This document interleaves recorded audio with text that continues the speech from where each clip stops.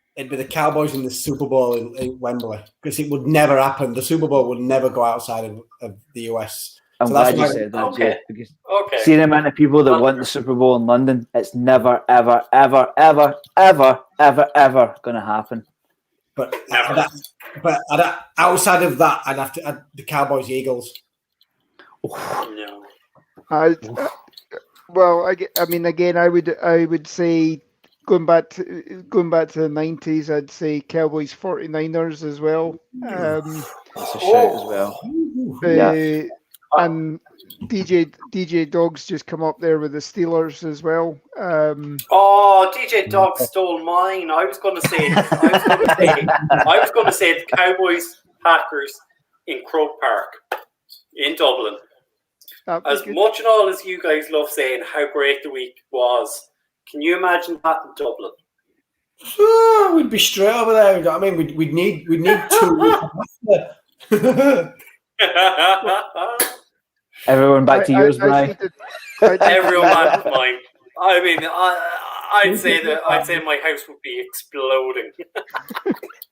I did a new liver because when I was across there for the game in '97, I think I went round the Guinness factory twice and Whiskey Corner about 3 times because there was a debate with the woman and the tour guide in the Whiskey Corner as to which was better, Scotch whiskey or Irish whiskey. So, it's not even a debate.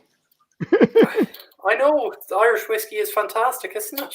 Nonsense. Utter nonsense. But so we've said who we would love to play, right? I'll go back around again. Who would you hate to have to see the Cowboys playing over here? The Jets. Yep. The Jets, because it would be a complete whitewash. Yeah. I mean, I know I said that last week, but it would be a complete whitewash.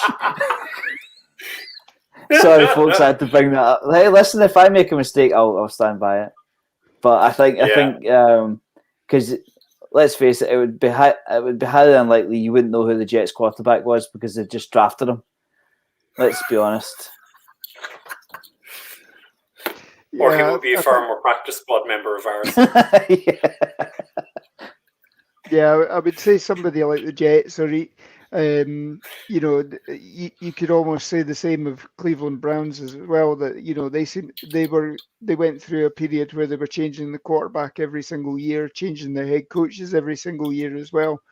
It'd have to be somebody like. Won't do that this year. No, I know. It'd have to be somebody like that was going through a really bad patch. You wouldn't want to see them play because it probably wouldn't be a good game for the layman. You'd need to really.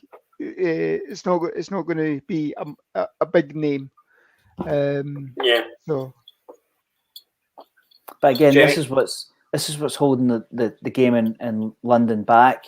It's bringing over poorer teams and not having a fan base of 80, 90,000 going on a regular basis, because if you're a fan of that team, you'll go and see whoever.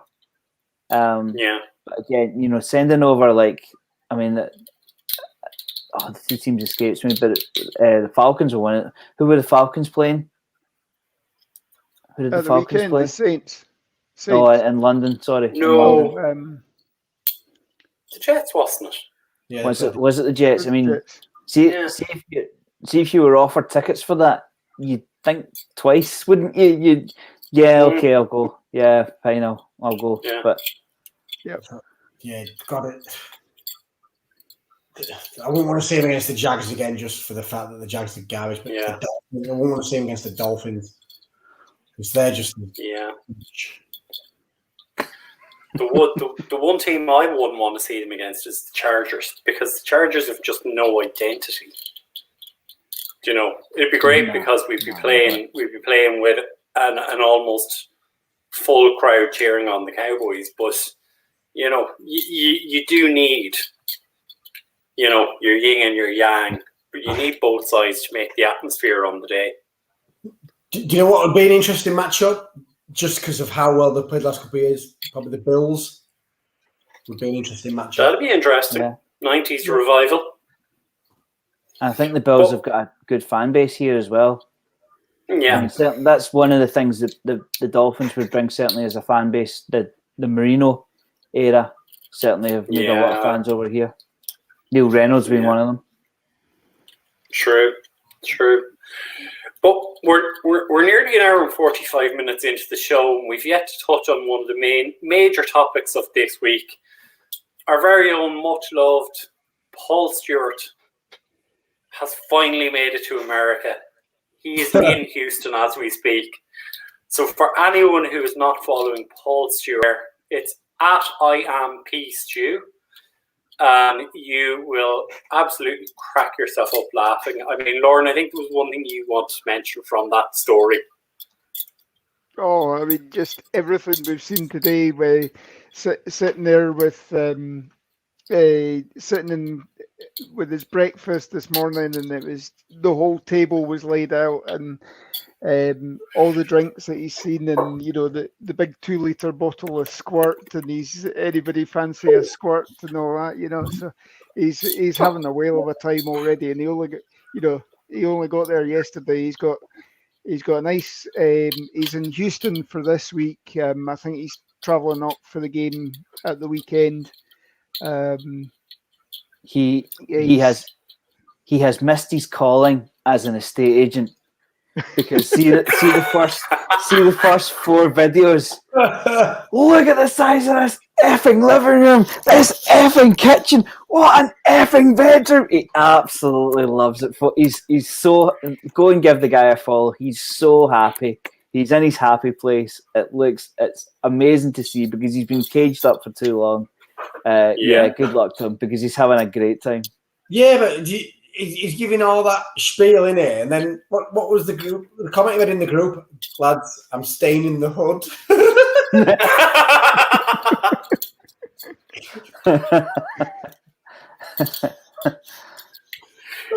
So just before we do go further, Lauren, I'm going to throw this over. I'm pretty sure you remember this one, do you?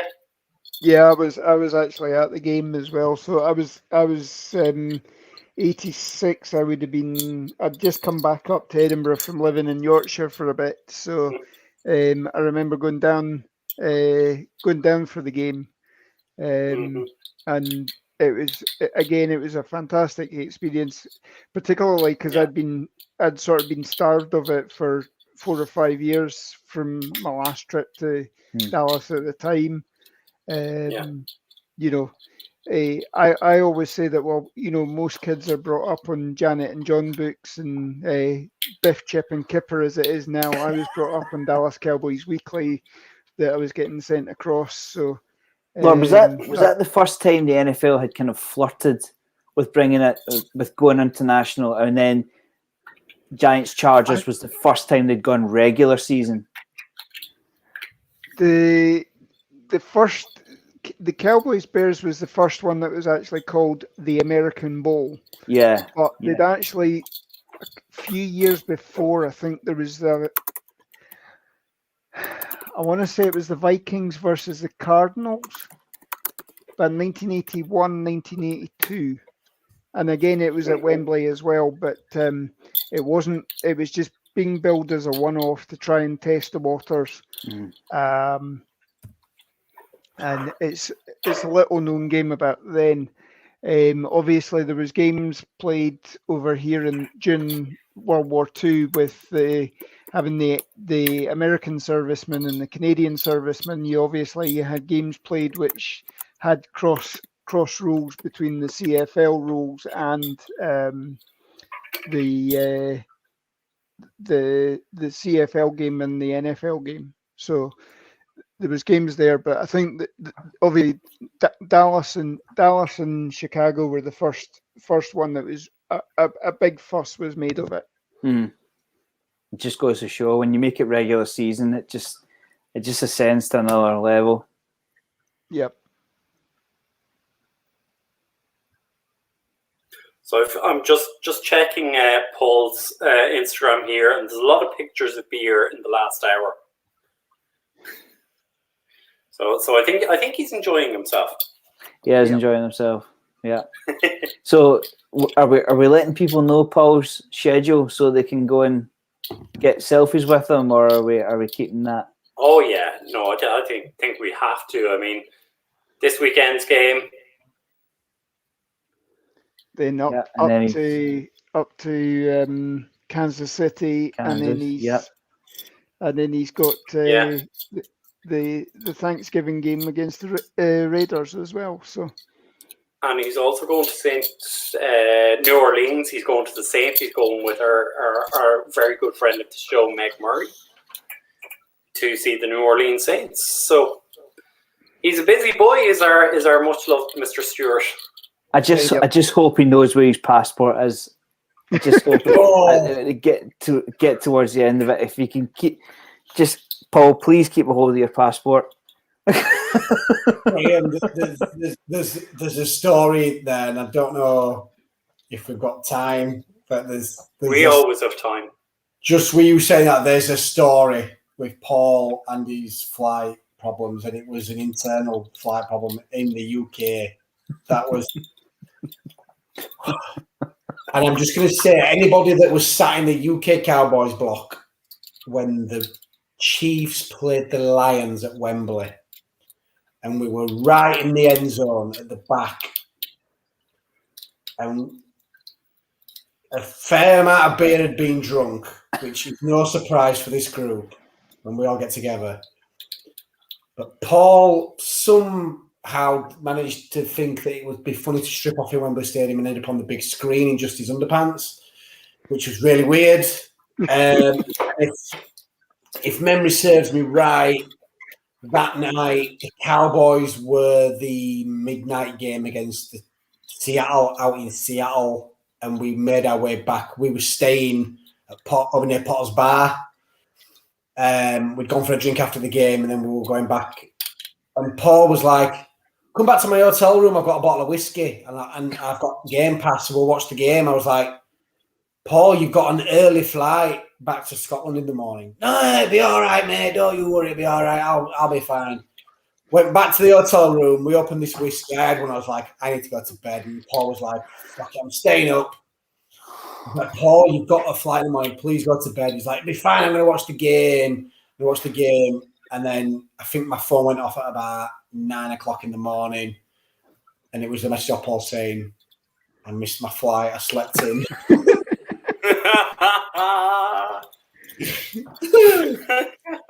And I'll tell you what, then lightning struck twice. Came down here for a weekend. He came down to mine for a weekend and lost his baggage on the way down. His train got cancelled on the way up. That guy's jinxed. I'm telling you, he might end up going to watch Celtic this weekend because he's just got no luck. Let me tell you, folks, paying for a flight or a train from London to Glasgow is not cheap, especially on the day. You pay through the nose on the day. What a boy. But as they say, we're nearly 2 hours into this show, and I think it's probably time to start the wrap up. But Jamie, I know you wanted to talk about a couple of things, so I'll throw it over to you, sir. Oh no, yeah, it was just everyone will see in the group that now bars are reopening, and this week the borders to the States have reopened for us all this side of the pond. So now things are taking effect. So people will see in the group that to try and make it easier for people to when booking trips. We're going to put a post up in the group. One of the guys will whack it up. Just for people's hints and tips up to get into the stadium. If they're staying in hotels, obviously we'll put on there the link to our sponsor, Cowboys Experience, to try and make it easy for people when they're going out to a game, because it's hard enough in it. So being able to help out for that, I think it was mentioned last week on it that the Super Bowl plans are now in full swing. Well, yep. I think we've settled on Glasgow.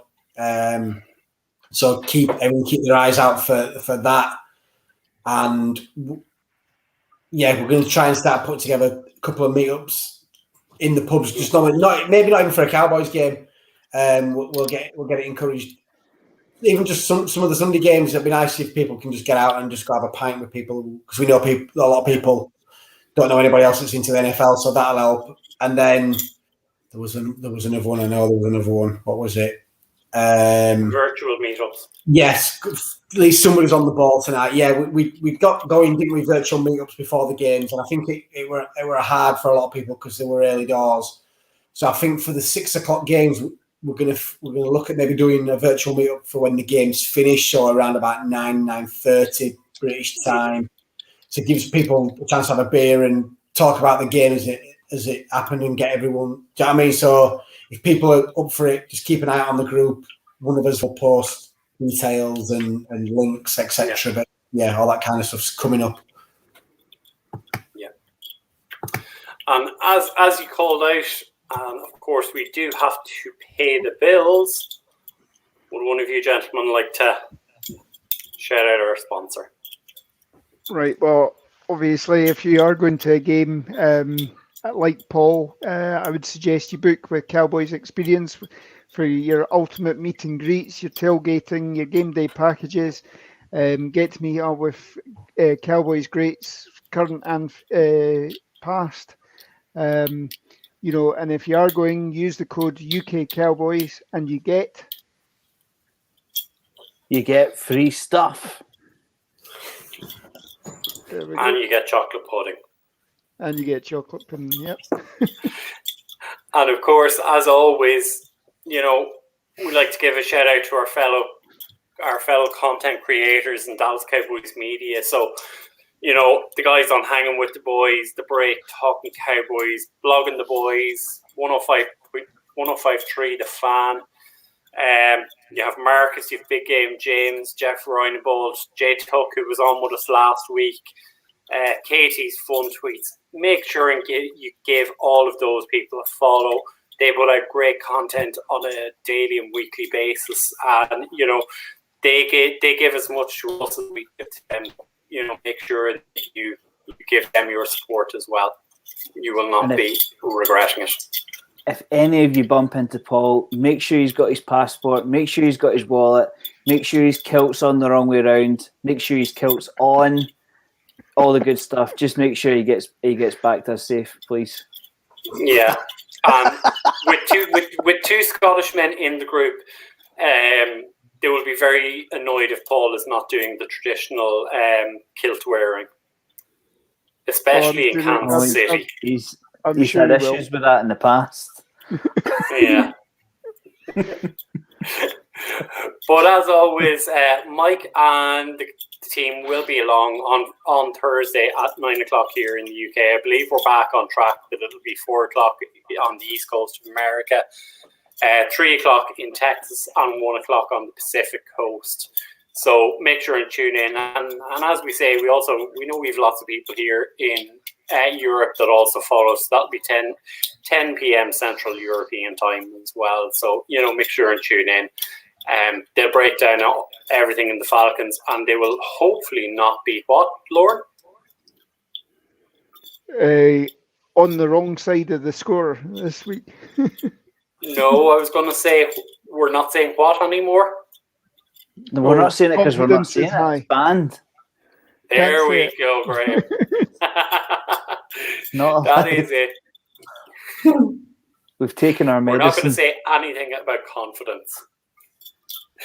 But from me, folks, it's a good night. Yep. See you next time. See you next time, guys. Good luck.